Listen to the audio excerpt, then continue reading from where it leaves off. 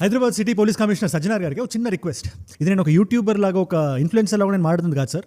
ఒక భారతీయుడిలో ఇది నా చిన్న విన్నపం. అన్వేష్ ఇష్యూ మీద మీరు రియాక్ట్ అయ్యారని చెప్పి వార్తలు వచ్చాయి నిన్న మల్టిపుల్ న్యూస్ అవుట్లెట్స్ లో.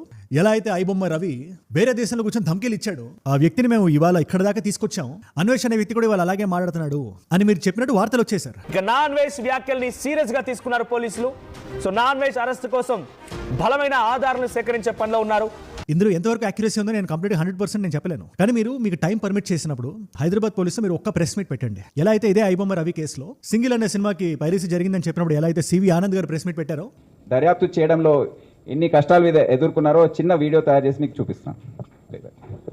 అండ్ అదే ఐబొమ్మ రవి దొరికిన తర్వాత మీరు ఒక ప్రెస్ మీట్ పెట్టి ఆ వ్యక్తి మోడస్ ఆపరేండి మొత్తాన్ని మీరు ఎలా ఎక్స్ప్లెయిన్ చేశారో, ఇది కూడా అంతే ఇంపార్టెంట్ విషయం అని చెప్పి మేము భావిస్తున్నాం సార్. అగైన్ పోలీస్ డిపార్ట్మెంట్కి ఇవాళ 1,00,000 పనులు ఉంటాయి. కానీ మీకు టైం పర్మిట్ చేసినప్పుడు టైం పర్మిట్ చేస్తే ఇది కన్సిడర్ చేయండి యాజ్ ఎ రిక్వెస్ట్. మన ఇద్దరు మాట్లాడుకున్నాం సార్ ఒక 1.5 year బ్యాక్. అది అప్పుడు మీరు ఆర్టీసీలో ఉండేవాళ్ళు, అది డిఫరెంట్ కాంటెక్స్, డిఫరెంట్ టాపిక్. అది ఇవాళ కూడా నేను మీకు ఫోన్ చేసి మాట్లాడొచ్చు, బట్ ఇది పబ్లిక్ డొమైన్లో చెప్పడానికి కారణం I'm representing an entire community అని సార్. అంతే. దయచేసి మీకు వీలైతే ఒక ప్రెస్ మీట్ పెట్టండి సార్. మీరు ఏదైతే చెప్పారో అదే చెప్పండి. ఇవాళ ఒక వ్యక్తి బయటకు వచ్చి సీతమ్మ వారి గురించి ఇష్టం వచ్చినట్టు మాట్లాడుతూ నేను చెప్పిన కాంటెక్స్ట్ అది కాదు, సారీ చెప్తే ఎందుకు తీసుకోవట్లేదు అంటున్నాడు సార్. సారీ చెప్తే ఎందుకు తీసుకోవట్లేదంట. దానికి ధైర్యంగా నేను మలేషియా, థాయిలాండ్ ఎక్కడ కూర్చున్నా, నేను నా దగ్గరికి ఎవరు వస్తారని ఒక ధైర్యం ఉంది సార్ ఆయనకి. మనం ఒక్కటే చేయాలి సార్, ఆ ధైర్యానికి మన ప్రెస్ మీట్ ఆ ధైర్యానికి భయాన్ని పరిచయం చేయాలి సార్.